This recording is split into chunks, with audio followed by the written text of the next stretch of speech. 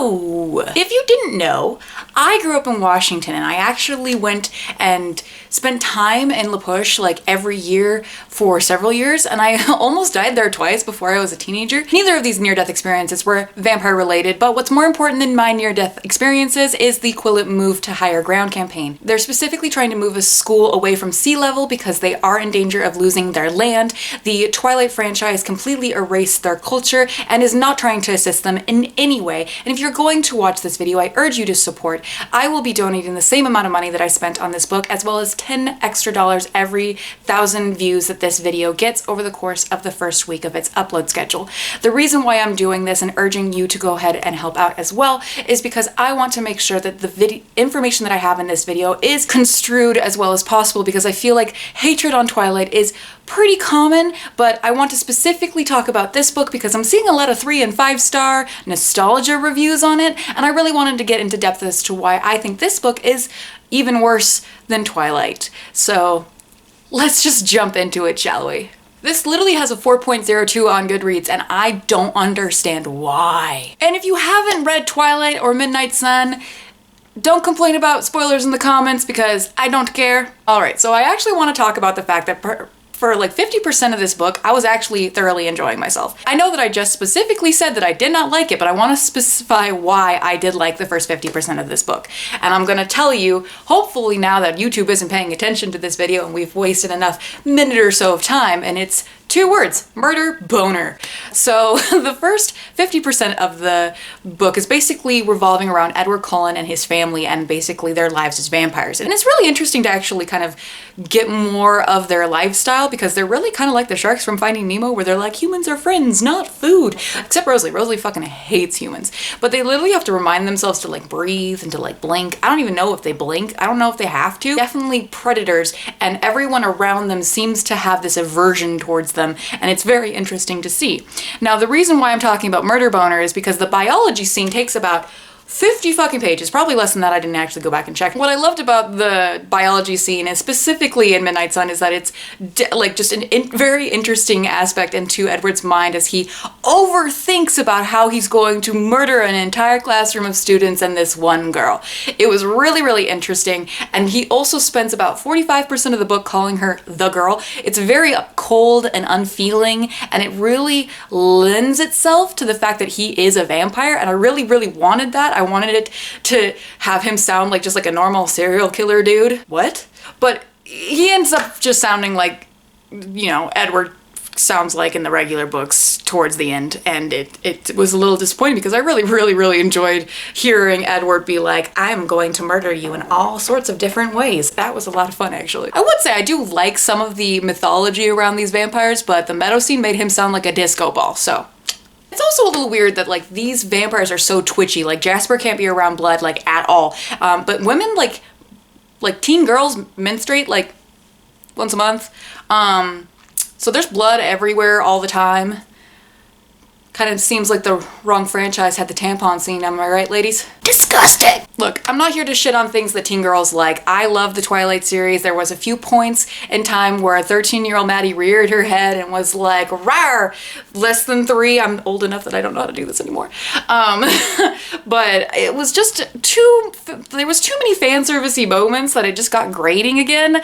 I just didn't enjoy some of the things that they were like, look, this is a reference. And I'm like, I fucking get it. I don't care. What I'm here to shit on specifically is the toxic relationship dynamics and just the general misogyny that this book has. Let's talk about Edward Cullen, specifically in this book, because we are getting his perspective. If you didn't know what this book is about, then I guess I don't know. I haven't filmed in a while, so this is gonna be all the fucking over the place. So hopefully you guys enjoy it. Somewhere on Twitter I saw that SM basically said like, oh, the reason why it's 600 plus fucking pages is because Edward thinks a lot. And I'm like, no, the reason why it's 600 plus pages is because your editor didn't tell you to cut out the millionth time you mention that Bella blushes.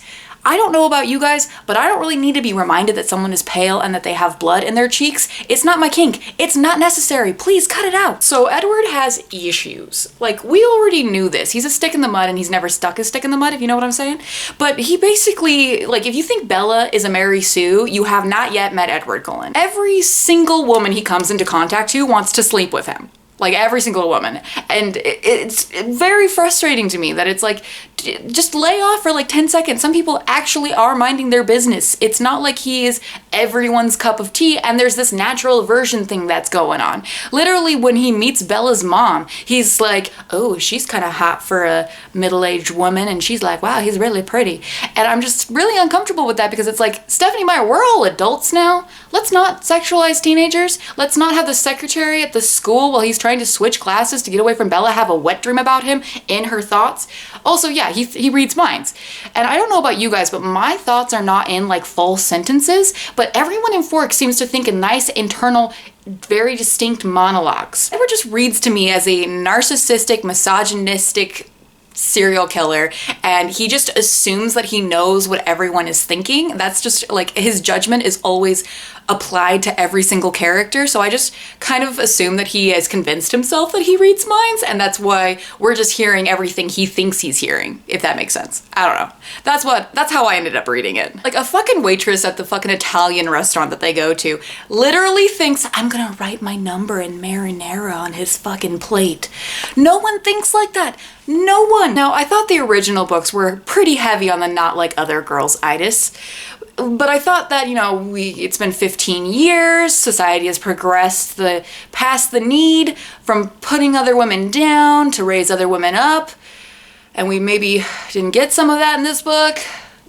Wow, was I wrong? Edward hates women, specifically women that are ambitious, that think for themselves, and care about their appearance. He doesn't even find Bella attractive when he first sees her. He kind of sees her like as a blob of like smelly good blood and skin. Like, not at all. He only finds her attractive when other men start finding her attractive. And then towards the end of the book, he's like, she's so beautiful, but he can't really tell you why, other than the fact that she blushes a lot. But the reason why I say that Edward hates women specifically is because of Rosalie and the way she's treated in this book.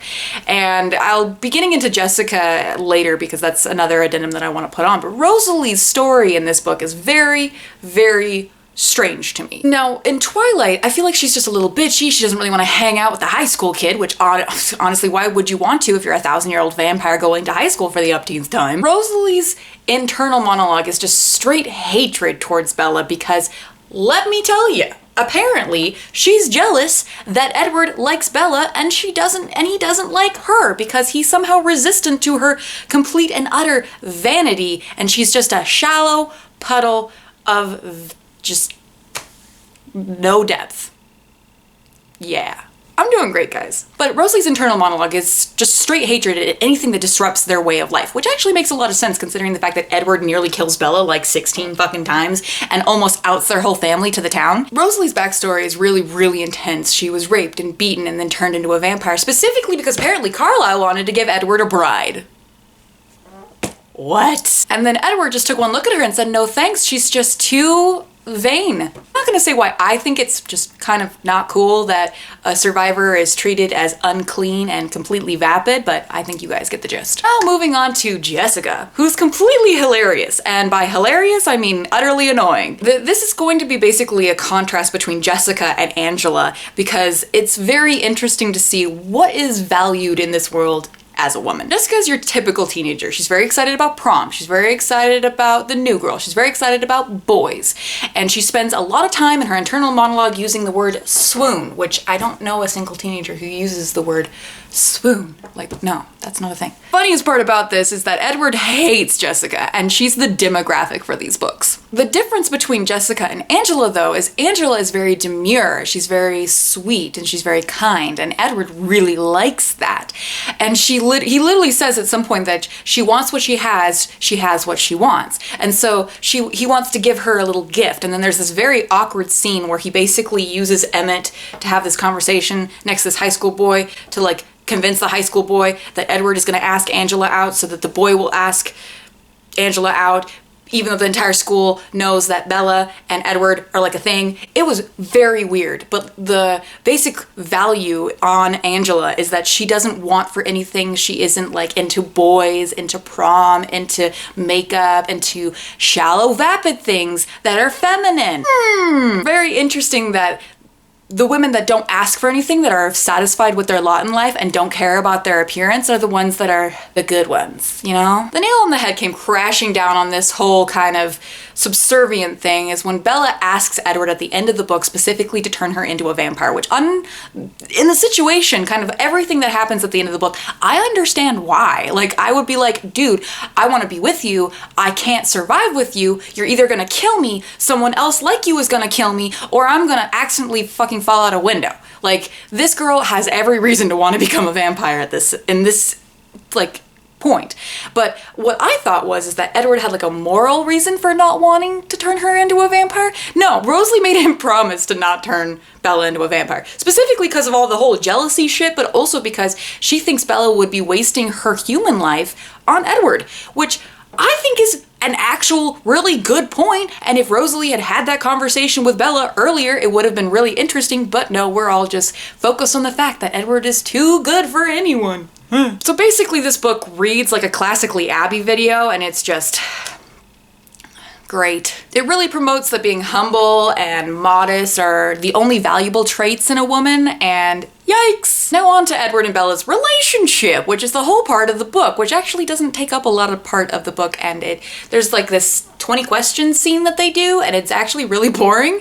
And there's this like part where Bella's telling him about herself, and she's like, yeah, these books are my favorite, and they're all classics on the 9th grade reading list, and I would just love it if someone who is a middle-aged author would just at least look up a book that a teenager is actually reading right now, because come on, no kid reads those specifically for fun. If they do read them, they read them because they were mentioned in another YA book and they're a huge nerd, so they followed up on the classics and then tried to read the classics and they were really boring. I'm totally not speaking from experience. Constant shaming Edward does against Bella is incredible. The fact that his monster is basically controlled by everything she does, and he has literally no repercussions on any of his actions because he can't control himself around her, is big fucking bad. Just bad. On top of the subtle dichotomy we have between the females being basically pitted against each other for this one dude, we have a relationship built on the risk of potential murder, which is not great. A lot of what is put into Bella's character is that she either wants to be with Edward because she's insane and he gaslights her, or she wants to be with Edward because she's virtuous and she loves her man and she's never gonna leave her man. And there's a lot of that in here that reads a lot like abuse apology to me, especially because Edward manipulates her a lot and tells her that, oh, you shouldn't be with me, you shouldn't want to be with me, like I'm never mad at you, after he yelled at her for getting too close or doing something that she wasn't supposed to be doing. There's even basically this scene where she's wearing this like lumpy fucking sweater and he's like, oh baby, I love that, I can't see any of your body or your skin and it's very sexy, I guess. Like, he doesn't really say sexy, but he just literally says like, you have to be modest and completely clothed or else I'm going to murder you. Okay. Also, the whole book is just a deluge of self-loathing and masochism from Edward's point of view, and it just doesn't read very well. There's a lot of religious undertones of, if you feel like there's something wrong with you, you should kill yourself instead of like, I don't know, bettering the world and just being different.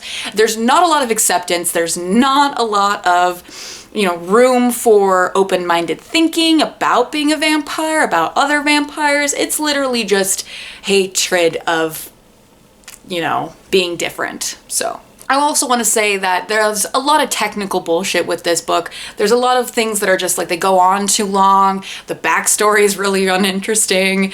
But the biggest thing that I was excited for was the fight with James, where they just murder a bitch. And that was 2 sentences long, like 3 lines tops. And I was really excited for that. We didn't even get a flashback.